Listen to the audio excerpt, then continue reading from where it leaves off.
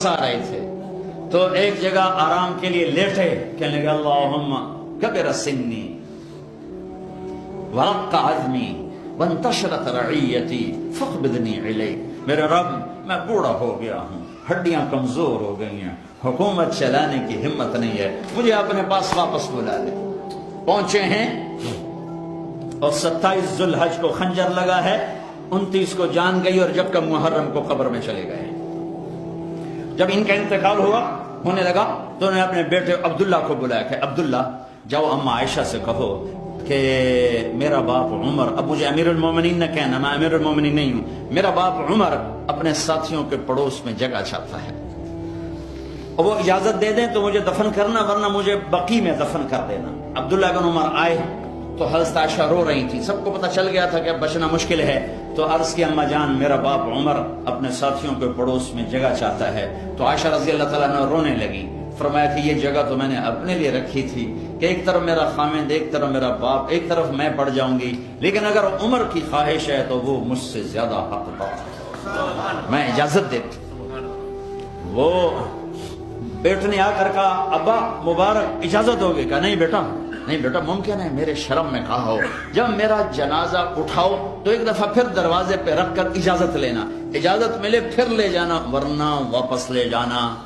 تو موت کے قریب حضرت علی اور حسن آئے حال پوچھنے، تو گھبراہٹ تھی، تو حضرت علی نے فرمایا موت سے ڈر رہے ہو؟ کہا نہیں موت سے نہیں، موت کے بعد والی گھاٹیوں سے۔ تو جب موت کو محسوس کیا تو بیٹے کے گود میں سر تھا، تو فرمایا بیٹا مجھے زمین پہ ڈال دے۔ تو اس کو اچھا نہیں لگا، اس نے پنڈلی آگے کر کے یہاں رکھا، کہا وہی حق تیرا ناس ہو، میں کیا کہہ رہا ہوں، زمین پہ ڈال دے۔ تو انہوں نے زمین پہ جو ڈالا تو یوں اپنے گال کو مٹی پہ رکھ دیا۔ سارے صحابہ مرید ہیں، ایک صحابی مراد ہے، مرید طلبگار، مراد اس کو طلب کیا گیا۔ آپ نے کسی کو نہیں اللہ سے مانگا سوائے عمر کے، اے اللہ 2 عمر میں سے ایک دے دے، یا بن ہشام دے دے یا بن خطاب دے دے، اور مجھ سے پوچھتا ہے تو میں ابن خطاب مانگتا ہوں۔ آپ نے جمعہ کی رات جمعرات کی رات کو یہ دعا مانگی اور جمعرات کو عمر کلمہ پڑھ گئے۔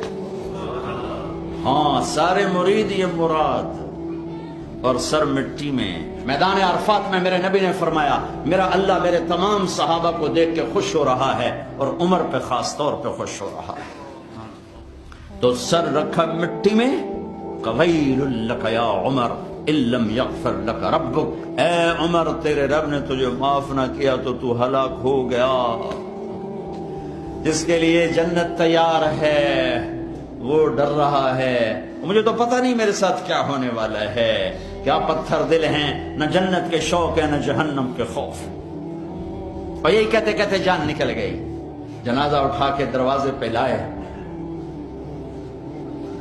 بیٹے عبداللہ بن عمر آگے بڑھے، کہا اما جان میرا باپ دروازے پہ حاضر ہے، اندر آنے کی اجازت چاہتا ہے۔ تو حضرت عائشہ نے چادر لپیٹی اور روتے ہوئے فرمایا مرحبا بعمر، عمر کے لیے دروازہ کھلا ہے، اور باہر نکل گئیں۔